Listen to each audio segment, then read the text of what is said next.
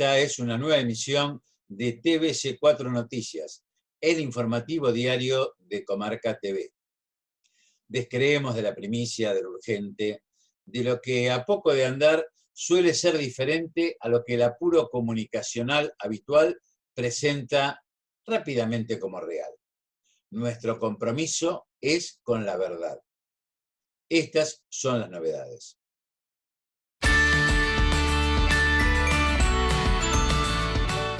Historia de colectivo feminista chileno, las tesis.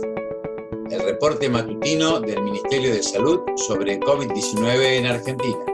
Nunca fuimos tan decrépitos cuando nos llevaron a discutir la educación pública, sostuvo el presidente. Montó un invernadero de marihuana para vender durante la cuarentena mediante el sistema Para Llevar.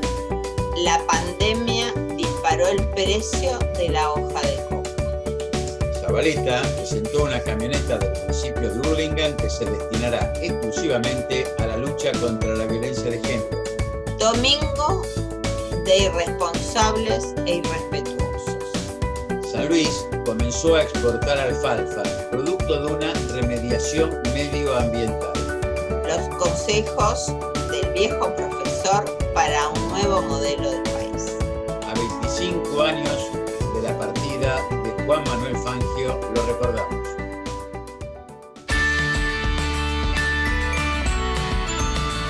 El grupo feminista chileno, llamado Las Tesis, integrado por 4 mujeres, empezó con una intervención callejera en Valparaíso.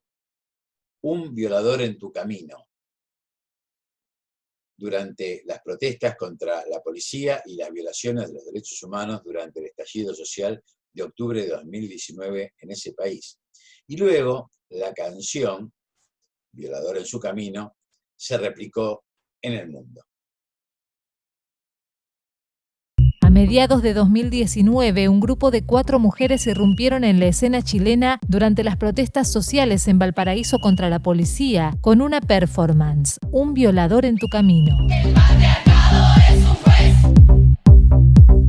que nos juzga por nacer. Chile atravesaba un contexto de mucha ebullición contra el gobierno de Sebastián Piñera y la violencia institucional. La canción se convirtió en un himno feminista contra el patriarcado que traspasó la cordillera. Mujeres de diversos países adoptaron y tradujeron la performance para acompañar sus protestas y reivindicar demandas locales contra el patriarcado, la violencia sexual y los femicidios, entre otros reclamos. Todo lo que pasó después es absolutamente una sorpresa, algo que probablemente aún no podemos entender a cabalidad, que quizás con distancia histórica lo haremos, pero ya está.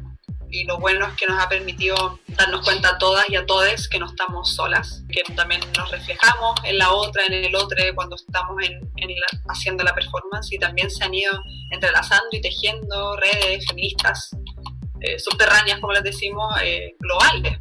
Y la culpa no era mía, ni dónde estaba, ni cómo vestía. Y la culpa no era mía. El colectivo Las Tesis fue creado para difundir teorías feministas a través de diferentes lenguajes. Lo integran Sibila Sotomayor y Dafne Valdés, provenientes de las artes escénicas, Paula Cometa Estange, del ámbito del diseño y la historia, y Lea Cáceres, diseñadora de vestuario. El nombre del grupo surge de la idea de elegir tesis feministas y convertirlas en coreografías masivas que realizan en el espacio público para interpelar a la sociedad.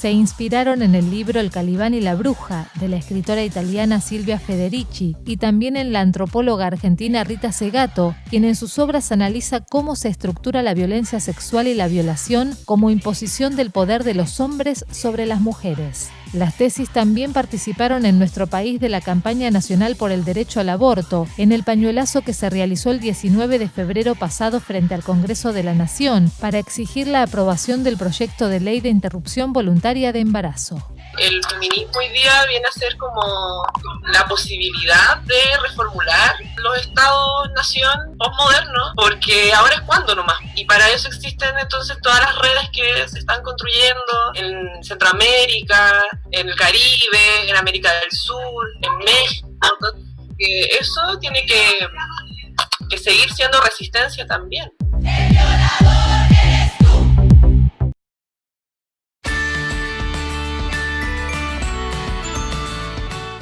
reporte matutino del Ministerio de Salud sobre COVID-19 en Argentina.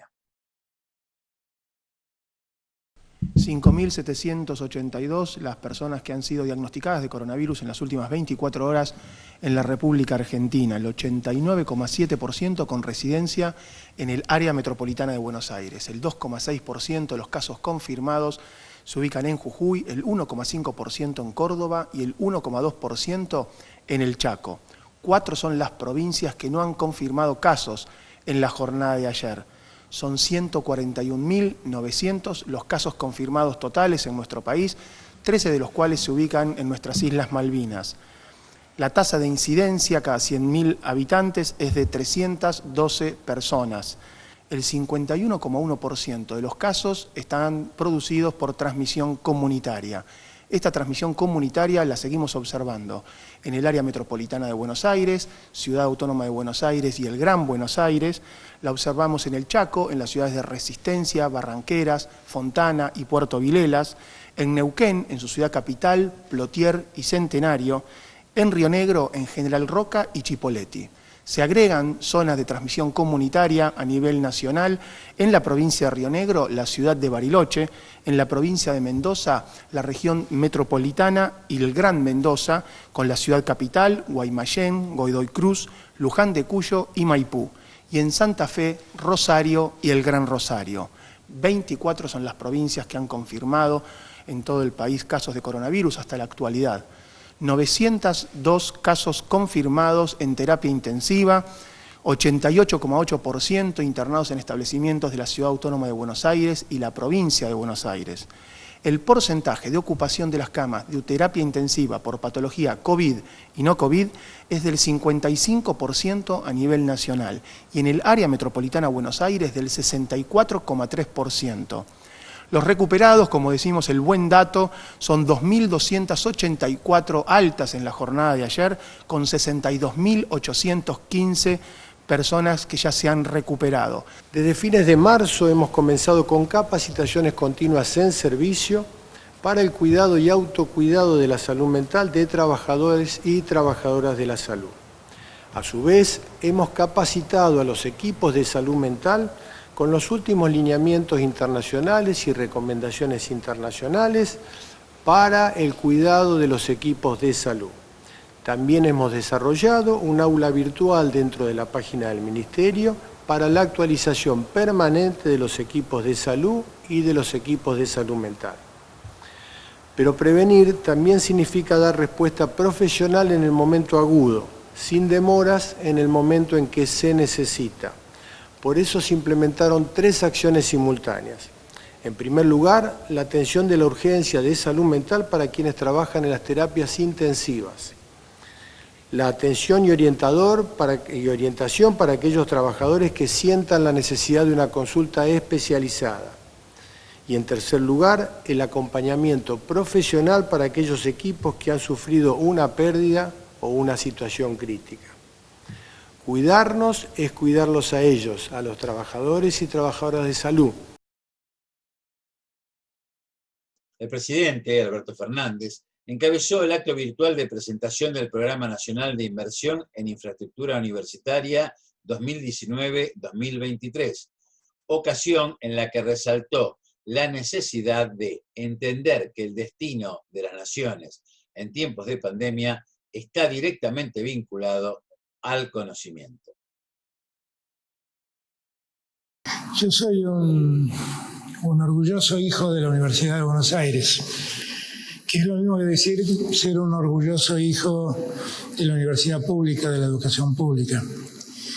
A lo largo de toda mi campaña para llegar a la presidencia, destaqué la importancia de la educación pública, porque claramente el futuro de las naciones y el futuro de las sociedades está en el conocimiento y en lo que seamos capaces de hacer para prepararnos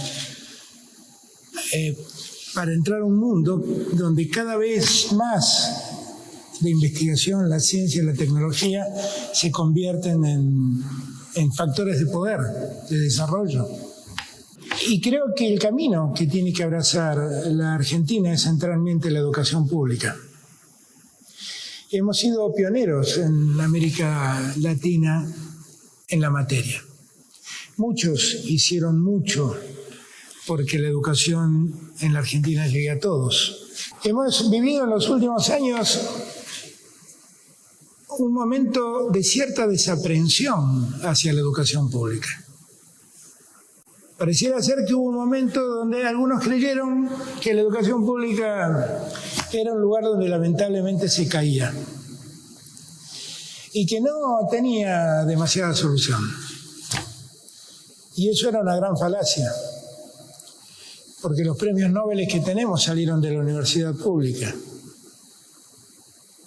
Porque casi todos los grandes hombres de la Argentina salieron de la universidad pública, obviamente estoy excluyéndome de ellos.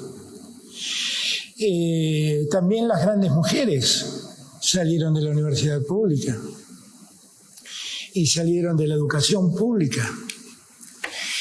Y hay que ser un necio para no darse cuenta de lo importante que es para una sociedad como la Argentina que la educación sea una prioridad y que la universidad pueda crecer y desarrollarse en las mejores condiciones.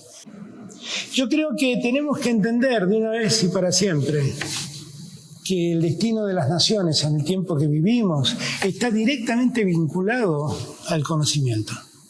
Por lo tanto, el saber y el conocimiento tienen mucho que ver con nuestro futuro. Y el saber y el conocimiento también tiene que ver con nuestro futuro a la hora de ver de qué modo queremos vivir como sociedad, cómo queremos vivir en un Estado de Derecho, cómo queremos incorporar las reglas y las bases sobre las cuales vivir. Todo eso también es conocimiento y hace a la calidad de las sociedades. Y yo celebro, insisto hoy, que estemos invirtiendo 9.600 millones de pesos para que 47 universidades puedan desarrollar 63 obras que le den un mejor estándar de funcionamiento edilicio a más de 1,5 millones de estudiantes. Un hombre fue detenido en su casa del barrio porteño de Flores tras un allanamiento en el que se comprobó que había armado un invernadero de plantas de marihuana y que durante la cuarentena por el coronavirus vendía esa droga por redes sociales y con la modalidad para llevar, informaron fuentes policiales.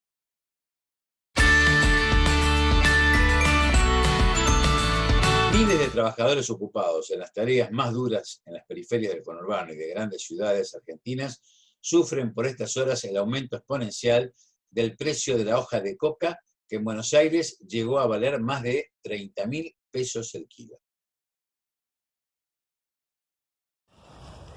Bueno, haciendo una pausita, como verán, soy pequeño productor, mi nombre es Inocencio Cruz.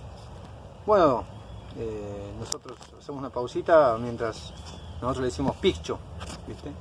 Sería una coqueadita, ¿no?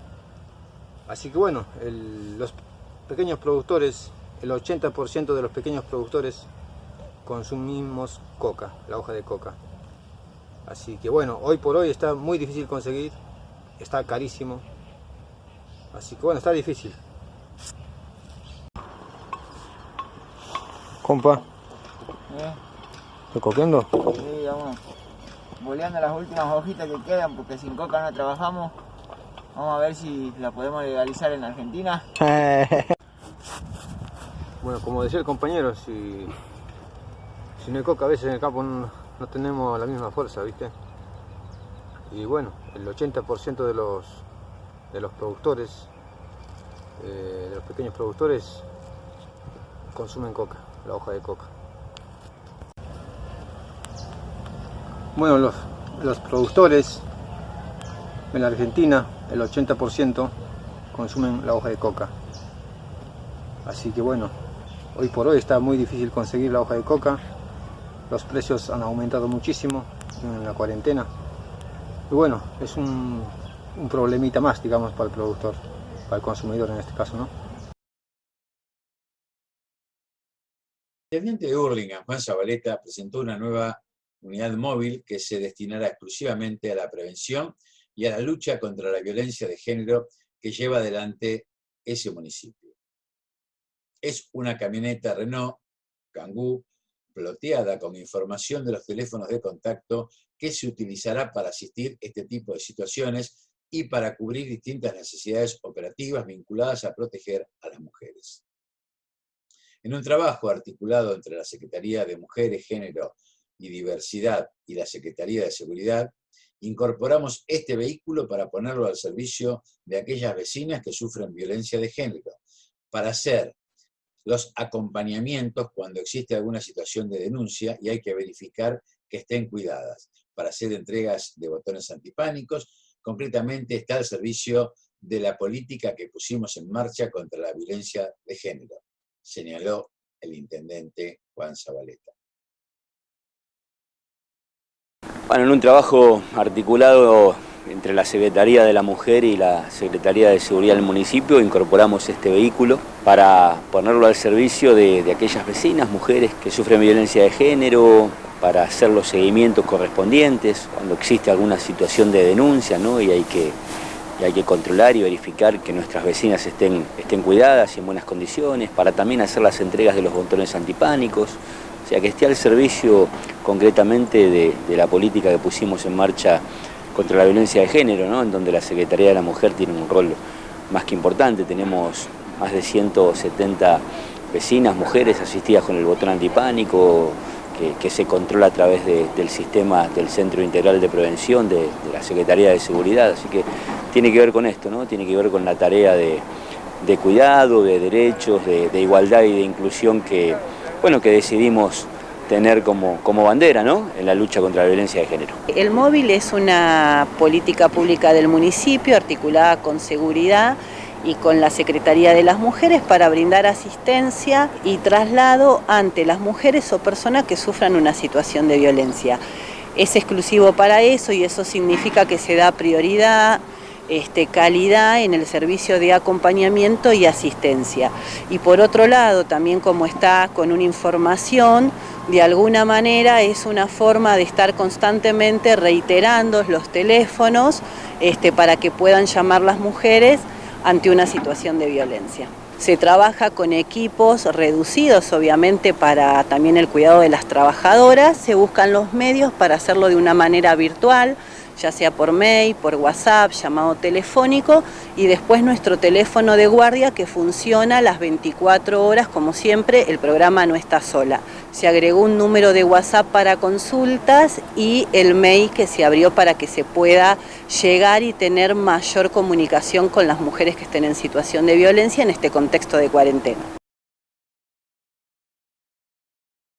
Cientos y miles de personas ganaron calles y espacios públicos en municipios de la zona norte de bonaerense, lo que hicieron sin tomar medidas sanitarias contra el COVID-19. Se podría entender el desboque y afán de la gente en tomarse un respiro en medio de las pautas que impone la pandemia. Pero lo incomprensible continúa siendo la falta de respeto, no cuidarse y no cuidar al otro. Es en este punto en que toma fuerza lo de cuarentena intermitente que planteó el viernes el gobernador Kicillof. Sostiene lo que claramente compartimos el diario Lo Nuestro, ya que parece advertirse que no alcanza con lo que el discurso de algún sector pretende, el tema de la responsabilidad individual, cuando ésta no existe y pone en peligro al conjunto de los ciudadanos.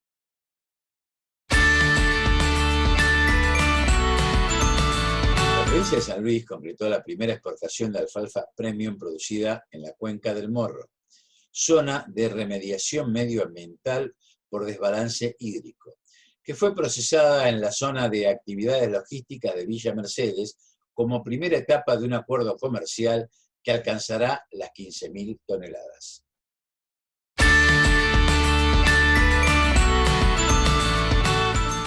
En este segmento que ahora iniciamos, el viejo profesor abordará proposiciones sobre la ciencia.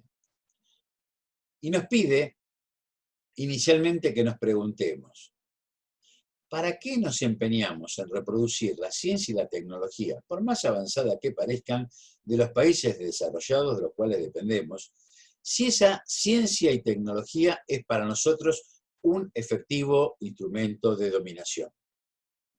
Y formula una serie de proposiciones sobre la naturaleza de la ciencia tan necesaria en tiempos en que el cambio de paradigma que la pandemia genera demanda y nos obliga a que nos pensemos a nosotros mismos conforme nuestra realidad y conforme nuestras propias necesidades. Toda ciencia y toda tecnología se deriva de y responde a los valores y a la trama central del proyecto de país o proyecto nacional. La fuente de validez de la ciencia es su pertinencia social. Sin precisar el proyecto nacional no se puede establecer una política científica. La política que se establezca sin el marco de un proyecto nacional es cientificista, imitadora y repetidora de las líneas y producciones que los científicos hacen en otras regiones, generalmente en los países centrales y en los imperios. La política cientificista no resuelve, sino acentúa los problemas de un país sin proyecto nacional o dependiente de un proyecto ajeno.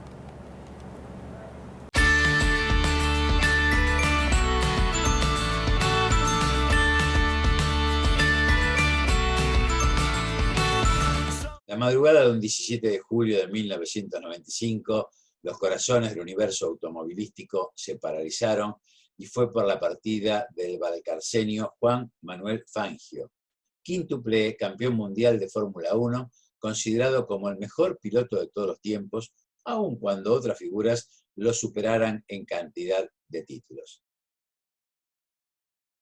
El Día Nacional del Automovilismo Deportivo recuerda la muerte de Juan Manuel Fangio. La madrugada del 17 de julio de 1995, los corazones del universo automovilístico se paralizaron y fue por la partida del valcarceño Juan Manuel Fangio. Donde quiera se oigan trepidantes los motores de los automóviles de carrera. El 6 de julio, pero de 1958, Fangio se había retirado de la Fórmula 1 conduciendo una Maserati y a partir de ese día se convirtió en leyenda y en cada paso que daba tanto en la Argentina como en Europa dejaba un halo de sabiduría. El solo hecho de cruzar una palabra con él era una bendición para su interlocutor. One of the greatest drivers of all times is Fangio. Not only because he won 5 times the world title, but because of his attitude. El coche en ese tiempo, como las gomas eran mucho más angostas, el coche se hacía un derrapaje cuando usted entraba en una curva, se controlaba, ¿no? Entraba a veces de costado el coche, dependía. Y usted acelerando mantenía el coche sobre la pista. Se llamaba el derrapaje controlado. ¿Sí? Hoy no se hace, hoy parece que andan sobre rieles los coches.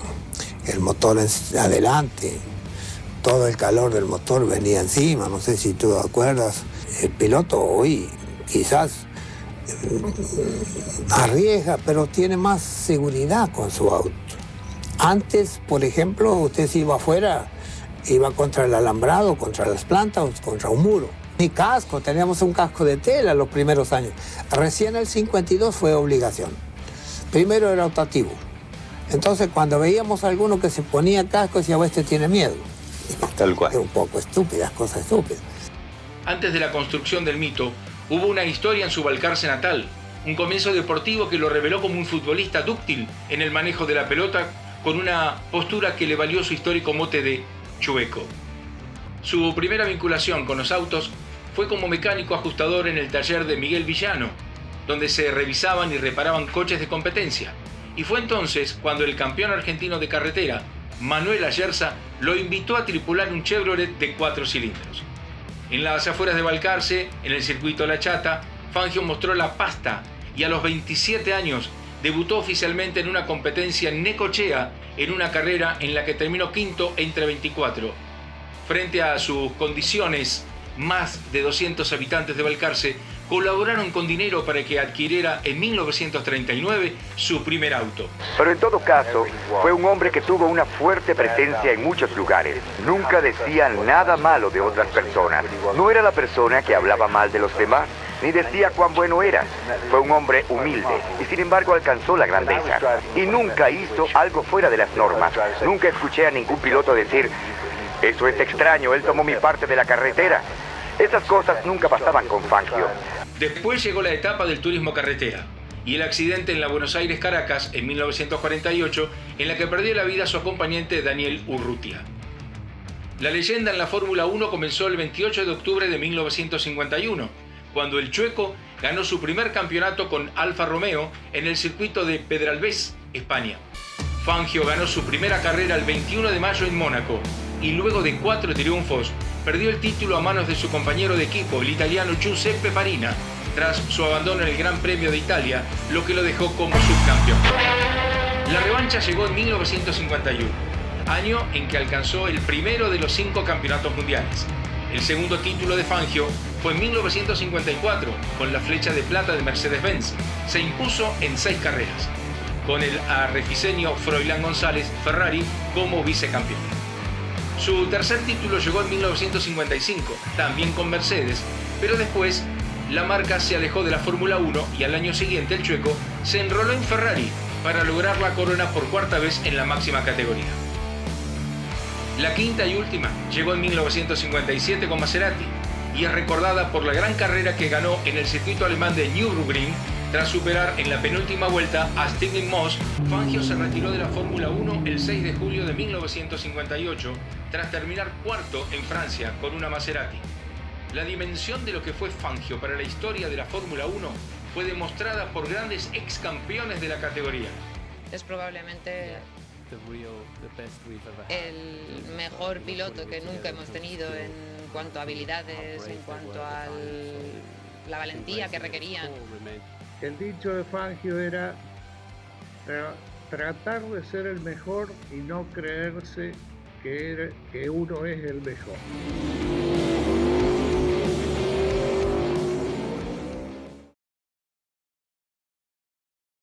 Hoy la pandemia lo demuestra, todos tenemos que ocuparnos de sostener la vida, la propia y la ajena, respetando los consejos sanitarios para evitar que la pandemia se expanda. El bien común es lo que entre todos debemos conquistar, lo que debemos realizar. Lograrlo reclama fidelidad, individual y colectiva. Cuando bajo cualquier excusa se atenta contra el bienestar general, poniendo en peligro la salud pública, se traiciona las necesidades del pueblo. Es el momento en que muestra su peor cara el antiproyecto. Proyecto de no país, proyecto de muerte, que nos rige desde hace varias décadas y cuando pululan los que, más que irresponsables, son cómplices. Sostener el proyecto de vida exige el compromiso y el trabajo de todas y todos, ahora, pero también después de la pandemia.